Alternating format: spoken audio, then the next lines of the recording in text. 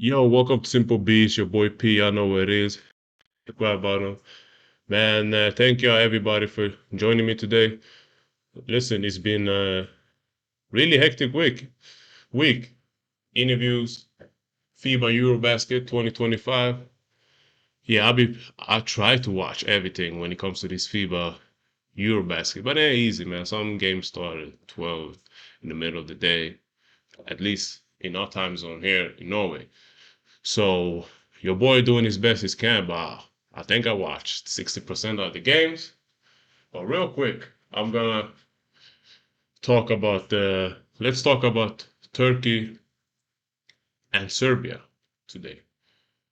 Those are the two teams that I will talk about first, two of the favorites, and then we can jump to Group B where you have Germany and Lithuania that is doing really well, and Sweden. Congrats, my country. They actually made it to the playoffs, which is really dope. It's kind of historic in Sweden history to actually make it to the playoffs, the Eurobasket. So yeah, that's really dope. So real quick, now the playoff is about to start this weekend. So I waited a whole week before I did a video on this tournament. And for me, now it's easy to say whatever you want to say after the group stage is over. But when the group stage started, I felt like Turkey was one of the better teams. The reason why felt and still feel like Turkey is one of the better teams is because they got a great balance in the team.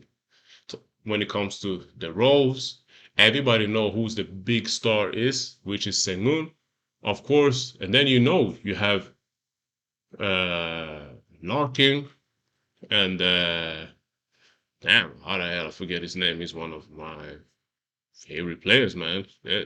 The guy in Panathinaikos. He played for Osman, Serie Osman, my bad. And yeah, so those three, like they're the head of the snake, those three, if you can put it that way. So yeah, with that said, then you have Buna, great backup for somebody like Alper Sengun or Uzmani. Let's put it that way. And then you have Hazard. He's really him and the other guy, Simpoy, Sipahi. They have impressed me a lot. But it's like they know who to get the ball to almost every single trip in the offense. And with that said, it's gonna be basically in Sengun, Osman, or Larkin's hands. And you can tell soon as Sengun subs out, Osman and Larkin just start going crazy on whoever is on the court. It might be the other team's second unit, or at least some of the bench, or some player from the bench. Like they have fully freedom to go nuts. And that create a great balance for the team. And to be honest, I don't think it's that complicated. See, Simple B, I try to simplify the game. Of course, we can go into details here and there, but that's exactly how I feel, especially with this team.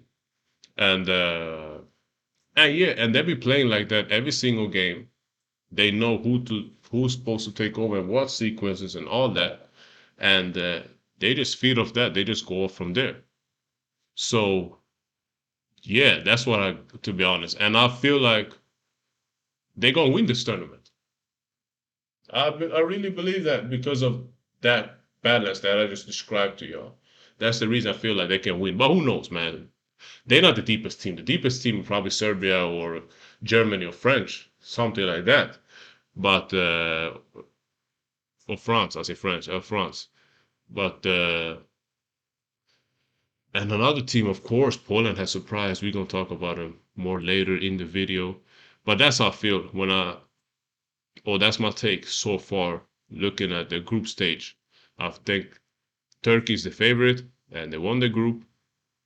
And with this type of tournaments, it's waves, man, or eras, generations. And they in the right time with this right generation, with Sengun leading them, Hiro Turkoglu as the president. It doesn't get better than that, man. You can't have a better basketball. I think he's probably one of the best basketball presidents, national team president out there right now, to be honest.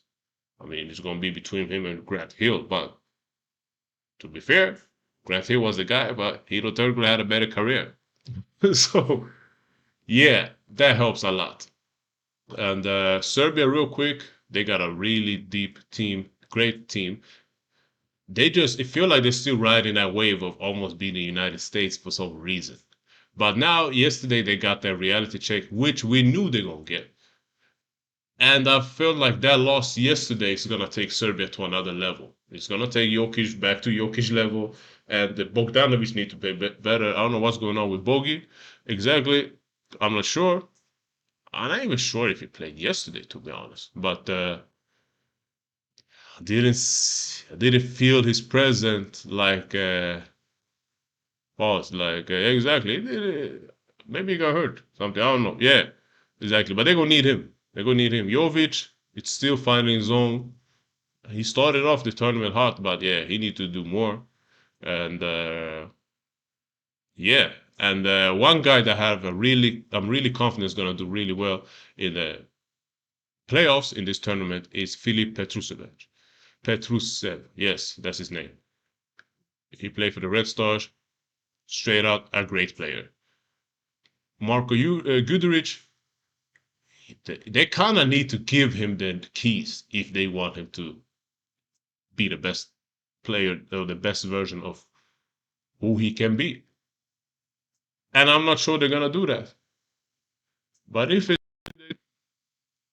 basically that's what I feel like Serbia need to do. I mean, we don't need to talk about what Jokic should do. Come on, man. It's basketball. We know what it is. We know how Jokic rolls, man. So still the great, still number one on the planet right now, right? So it's not even that complicated when it comes to Jokic. Maybe he can be more started looking for his own a little more, but his game, everything just come natural, fluent. So I don't see a reason for him not to start changing things when it comes to this game. So yeah, guys, I'm just giving you a quick takes. I mean, we don't need to dive deep on how every game went and all that. Maybe we're gonna do it. We're gonna do it in the playoffs. But I just want to give you a quick take on exactly Turkey and Serbia, and we can finish off with what their name, Germany. Germany is Yeah, listen, they one of the greatest, they're the better teams, and they been showing that they be beating every team by 30 points. So it's not that complicated when it comes to them too. But listen, they were the world champions, or they won the World Cup, and they playing like the World Cup winners. They kind of ride it. I feel like they riding that wave too. They just lost to the United States for somebody like I think it was in the Olympics. If I'm not sure. No, maybe I'm not sure. But anyway, so Germany they got Schroeder, Franz brothers, or Wagner brothers, and they got a shooter. I forget his name, but really great shooter. That just Obst, Andreas Obst, great shooter.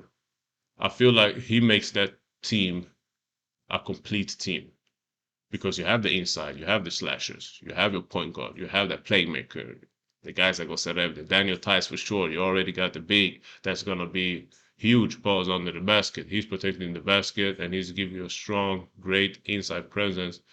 And then of course you have Andreas Obst that is providing more shooting, and he's actually one of those guys that just come off screens and shoot, no dribble, nothing. Like he just need to see the basket, man. Soon as he see the basket, the ball is going up. So that's a power himself. So I said Germany might win. No, I said Turkey might win, but of course we're not gonna count out Germany. Germany might be the second favorite for me, at least. I kind of think, to be honest, I think Germany got a better team, but I just feel like the way Turkey is rolling right now, because that's what it matters sometimes. Get hot at the right time. Sengun got a lot to prove, bro. You're gonna play with KD next year, so you better show all the signs we need you to show us before the next NBA season starts. And I feel like he kind of feel that way too. So he kind of have to prove like, I'm the best player, I'm the best big man in the league. That's what he got to do. So But yeah, back to Germany, man. Schroeder keep doing the thing, man. I'm really happy for you. Dennis Schroeder's rolling out there. He's been through some ups and downs, but of course he came back and he's still going up. Everything's still going up for him. And Franz Wagner is doing his thing. And yeah, to be honest, I think I'm gonna stop here. And listen, we're gonna cover the playoffs. Thank y'all for watching the interviews. I got another interview dropping next week, actually. But it's gonna be complicated when I drop it because I just gave y'all this video, and I'll probably give you something from the. Maybe we're gonna wait for the whole first round. To be fair, the best, the top 16 teams is the ones that are going advantage. So we're gonna have that playoff round. Yeah, after that playoff round right there, I think I'm gonna give y'all basically how we're gonna put it. The round of 16. After the round of 16, y'all gonna get a new video. I'm gonna give you a video round for round, and when we get to the quarterfinals, we're gonna get game for game. It's a lot to cover, but I will try to watch all the games in round 16. So yeah, let's hope Sweden's doing well. But yo, at the end of the day, listen, I root for everybody in Sweden individually, federational, I don't know. But anyway, y'all gonna get smacked by Turkey, man. Shout out Baran Jet. That's what we're gonna do. Baran Jet, a big shout out. And Victor Gade, Porsche, you know it is. Du vet vad som händer.